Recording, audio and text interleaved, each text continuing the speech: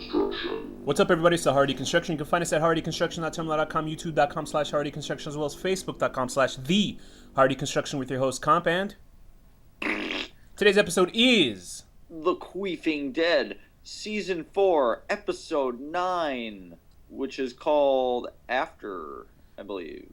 Let's see. As a brief recap of what happened in the first half of Season 4 of Walking Dead, how can you expound upon that, Danny? Well, we got to follow, Philip, who is actually Brian. The whole thing. Okay, there's a lot that happens, actually. They're living in the prison. Mm-hmm. A plague breaks out, or some sort of weirdo virus. It hurts people. The plague is bad. A mystery about who killed Tyrese's girlfriend. Tyrese, the guy Tyrese, the guy from the Fast and the Furious movies. He was there, and his girlfriend gets killed. By some the guy from the Fast and the Furious movies? No, it's the actor's Tyrese. Anyway, Tyrese from the Walking Dead, he had a girlfriend for one episode, and then she got killed. Oh well. He's very upset about it. Who fessed up to it again? Carol. And I think it was actually the kids that she took care of and created small Terminators with. But anyway, she gets expelled from the community by a hypocritical Rick. Hypocrite Rick, excuse me. And then this leads up to Philip getting his own episode. The governor. He's got like 3 episodes where he's named Brian. He takes the name of somebody who's died and then tries to create a new persona. I thought he was trying to pretend he was in Family Guy. So it is. He starts drinking a little alcoholic beverage and has a red tag around his neck, and he goes, "Oh, here's my political beliefs," and shit like that. That was the worst impression on that show ever. But anyway, yeah. So then we deal with the governor, and then it just starts all over again. I think we spoke about it the last episode, how kind of like they just didn't need to do that, and the whole latter half of the third season they could have just taken care of in one episode. When you watch the episodes fast, though, I find with this show it makes more sense. I don't though. I watch them every week, and I'm like, wait a minute, why are they doing this? Why? What's going on here? Anyway. Yeah, when you wait a week or 3 months and then you see an episode, it's like, oh, come on. So the governor takes care of Herschel. Taking care of Rick. Chops his head off. Doesn't kill Michonne, the person that he hates the most. And he gets dealt with. He gets stabbed by Michonne, and then gets killed off camera. Notice he just gets left for dead. Yeah, notice we don't see his body this episode. We saw Herschel's head. I'm hoping that there'll be something ironic. He'll come back as a zombie and bite Michonne, no, I don't want Michonne to die, but something cool. Like that. At least he'll attack her. So that leads us to this Carl-centric, the best character in the whole series, and the best actor too. He's the best actor in the whole show. Basically, this whole episode is like Carl's a little bitch. It's Carl and Michonne time. So I like Michonne's time. Michonne was awesome. Michonne. So let's get into. I just want Carl to get bitch slapped. You said Kirkman pretty much wrote this episode because I think this is possibly the closest adaptation from one of the issues of Walking Dead. This is actually like the closest. Okay. Because in the comic book, this is like almost scene for scene, except for they kind of add a little bit more because the comic moves a little bit quicker. I'm trying to see where it says he wrote it. I read it somewhere, but he definitely wrote the original version of this because this happened in the comic book with Carl taking care of Rick. But he's not such a bitch about it in the comic book. No, because Carl is. I guess maybe I don't know. It sounds different when said out loud because he was being an asshole in the comics to his dad too. He was he was doing the same thing where he was kind of bitching. I've always hated him. I've always wished death upon him. But Rick, in the show more so. Rick has some sort of concussive sleep. Like he just can't wake up. He's wheezing. It sounded pretty painful. I think he's got a broken rib. Oh, okay. That's what I thought. I would say a punctured lung, but he probably wouldn't be. He would be totally out of commission if that was the case. You remember when they cut off Herschel's leg and he's still alive and everything? He survived. Imagine Herschel actually has a power that he could just survive without limbs. So like when he gets decapitated, it's just like a head. He wasn't a zombie. Alive to give medical advice. He wasn't a zombie. His head rolled. And it happened to land on 2 contact lenses from Hot Topic. Right. And he's like, "Oh, I gotta say something nice and southernly." Oof, I'm 2 for 2. I'm 2 for 2 for horrible impersonations. Then they put his head on like some kind of robot suit, and he becomes like a nurse. Like he takes care of them, but he's invulnerable, so they send him out on the front lines. He can only speak in winks too, and sneezes. Anyway, so we're dealing with Carl, who's dealing with a knocked out Rick, and then Carl's just being an asshole, and he's kind of taking out all the world's troubles that happened to him and his crew on Rick, because he figures his dad is his big hero. As far as like I can't remember exactly how it left off with the last, because it's been a while since I saw it, but basically everyone gets split up. There's total chaos. We think Judith is dead. No one knows. And, like, half the gang left in a bus or something, right? Right, Am I right about that? Yeah, so it's like Carl thinks everyone's dead, so we don't know Michonne's alive. I mean, we know, but they don't. So if you don't like Carl, you really won't like Carl. Just the way he speaks to his dad, his unconscious dad in the first half of this episode. He's kind of being a jerk. He's being an angsty young boy. Or angsty young man. When I was watching that zombie almost bite him, I was like, do it.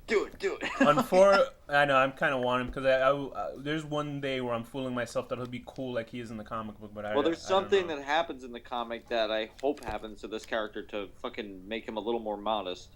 Oh, is that when he calls this guy a racial epithet? He calls Tyrese? That's really bad, Danny. I don't think you should do that. That's pretty bad. Shut up. So anyway, I think what happened is that the writers wanted people at home to this is the episode where we make Carl the badass. And either you like Carl or you don't like Carl. Me, I'm iffy. I really don't, I don't really care about Carl. I get what they're going for. It's like he's a man and he's scared to admit his weakness. And then at the end he realizes his dad really is necessary, blah, blah, blah. Right. I get it. I just hate him. Yeah, I think there's just a weakness in the acting. You know what I mean? Well, there's that, and the character himself is written like a little punk. Like, ugh. I think but it really depends on the actor. Like, they can't really switch Carls. Do you know what I mean? Because we saw the kid growing up. They could do like what they did in Roseanne, just no explanation, just little folks. But they actually toyed with that on the show. Like, they actually had both of them on at the same time, which is pretty funny.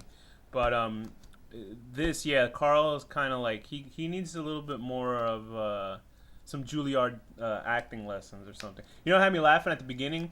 I believe that horrible digital smoke fire from the prison more than I did Carl's acting in this episode. But anyway, let's get on to Michonne, who had a fucking awesome nightmare scene. That was great. It was a little creepy. Michonne had this kind of artsy, fartsy... first, I was getting a little bit mad that she was cutting up her... what was she eating? Sushi or some kind of vegetables? She was cutting it up with her samurai sword and then put it into the knife. Where you can fixate your knives. Yes. And then I was like, wait a minute, how'd that fit in there? Then I realized, oh yeah, this is a nightmare halfway through it. I thought it was realize at that point. I was like, that's weird. Yeah, because I started to realize. And I thought maybe the dialogue was a little bit stilted in that dream because, like, I think that was her brother and her boyfriend or something like that. I think it was. Yeah, I think it's her brother. Because her brother says, "What are you talking about?" or something. It was like, "What are you talking to your lover?" And I was like, "Lover? Who says that?"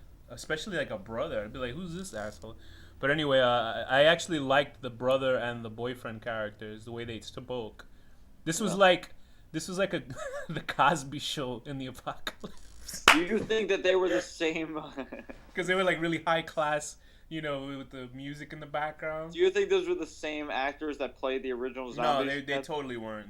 You could definitely tell they weren't because I think if you see the actual actors that played them, they're really skinny and gaunt that played the zombie characters, and they looked a little bit like dancers, like physical actors, and they did these two guys actually had like builds and shapes to them, right? And they were good. I liked them. I liked their acting because it was seamless.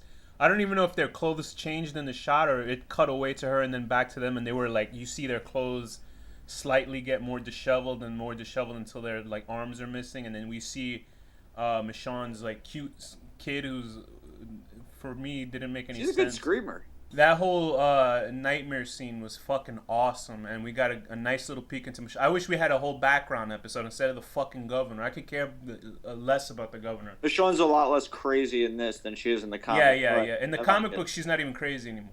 Like they explain that away. Crazy, but more of a weirdo, Yeah, she's actually less of a weirdo now. Because I'm actually up to I think issue 120. I think I'm like 5 issues behind where it's actually at or something. Yeah, I'm up to issue 120 where there's like a whole thing with another character going on, and Michonne's not kooky like she was in the first couple of issues, but there was an explanation for her kookiness, which didn't appear on the show itself. Strangely enough. Anyway, this episode is definitely adapted.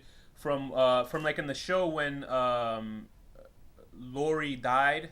And oh yes, that was a great one. In the comic book, when Lori died and everybody kind of left the compound because it was destroyed by the governor and his people, and the governor gets killed by one of his underlings. Yeah, they haven't even gotten and that the issue pretty much after that is basically what this issue was when he runs out. See how much extra shit they padded between this show and that episode? You know what I mean? Like, that was about 8 episodes worth of shit that kind of just didn't make any sense to put. I guess they'll eventually go on to the next chapter, which I don't want to say to ruin for people who haven't read the comic. It's hinted by one character. I won't get into it. But anyway, I thought, by the way, you know when it goes to commercials and it's like showing all the other shows that come on the AMC? Like, yeah. I'm convinced that Bates Motel, like, that's a show about a kid who just wants to fuck his mother, like, every episode. Like, is that what that show is about? Because it's Norman Bates, I think? Yeah. I picture it, every episode is like him, like, he'll go to a hypnotist to hypnotize his mom, and then he tries to fuck her, and then she wakes up, and he snaps his fingers and says rats. Like, he just does that, because he's just, like, such a creepy promo. Anyway. You know what I was picturing is, like, at the end when Rick is like, it's for you. I was picturing if, like, imagine it's actually, like, Lori as a zombie. And Rick is like such a he's like, being, I'll like, teach you to talk Rick just had a laugh. He's like, he's laughing at him. But anyway, what were good parts of this episode for you? Carl getting kind of a slap in the face, and getting to see Michonne again was nice. I was expecting him to, you know, when he was writing chalk on that door, and I think it was supposed to be funny, but I didn't find it funny at all. I thought he was gonna write "Don't Dead Walk Inside," you know, like. The first episode, or Don't Walk Dead Inside, that stuff. The Michonne stuff was fucking great in this episode. I could watch a bunch of episodes of just Michonne. I wish we actually could see a whole flashback episode. That she's great. Hopefully they will. Bad parts, I'm not really fond of the young. I know he's growing as an actor, I hope, but he's kind of weak acting in this episode. I think they tried to give him too much to do, and it was do you think there's a good welcome back to the season episode? Yeah, I thought it was good. I mean, just for the Michonne stuff alone, when I saw her nightmare scene, I was like, whoa. I was like, fuck, that's awesome. I like that a lot. I don't agree. I don't know. Oh, you think it was weaker? I think because your hatred of Carl is so... Well, that, and I'm just blinding. Like, I don't know. I want to kind of check in where everyone's at, and instead I think they're going to do that with this whole season, I think, because you could see... did you see the trailer for the next episode? Yeah. So, I mean, we see what's up with Beth and her crew, and then we see what's going on with Maggie and... So they're doing the Arrested Development version. Yeah, so we're going to see some actors that are clearly in green screen, like season 4 of Arrested Development. But I thought it was good. I mean, it's not the best, obviously. I've never been over the moon with this show unless it was season 3 or season 1, the first half. So this one is kind of... It was more like seeing a familiar friend that you're okay with. I don't know if that makes any sense, does it? I'm vaguely attracted to you. I didn't feel too bad watching this episode. You know what I mean? It was okay. I just felt it was a little weak. But you know what? I feel like this show is totally always hit or miss. But in general, I do like it. Yeah, and same even here. If it's completely terrible, I'll still watch it. I watched Heroes for 3 seasons. Oof. I saw the first season, like first half of the first season. I was like, wow, this is great. And then the first season is like, whoa, this is a great show. And then I heard people tell me that it was so horrible, I didn't even bother watching the writers in that show were like on crack or something. I don't know what they were thinking. They interviewed, Sylar, and he was talking about how it got affected by the writers strike at the time. And then but other shows were during the writers strike. Right, yeah. I mean, you should have a game plan. But there's just no... Writer's strike doesn't mean you lose the ability to write. It means that maybe you won't write for like not enough money or something. Not that you become a bad writer. Yeah, I just think that they're not able to write while they're on hiatus. All right, so then don't write. That's better than turning. I don't think that would happen with this show though. But then there's commercials and people that want to watch the show. It won't happen with this show because then Robert Kirkman will probably just show them the comic book and they'll just shoot the episode based on the comic. Same shit. I thought it was okay. I would give it a. What would you give it actually? I'm gonna give it like a 7 out of 10. 7 out of 10. Oh man, I don't know. Man, I you're don't pretty even good know. this episode. Carl being a little cunt. That Carl's 7 out of 10. Carl being a little cunt. That Carl's acting really fucked you up. I'll give it a 7 out of 10 also, fitting a large samurai sword into a small knife holder. So, Okay, that's a good one. With that, Danny, what is the final word? Do you realize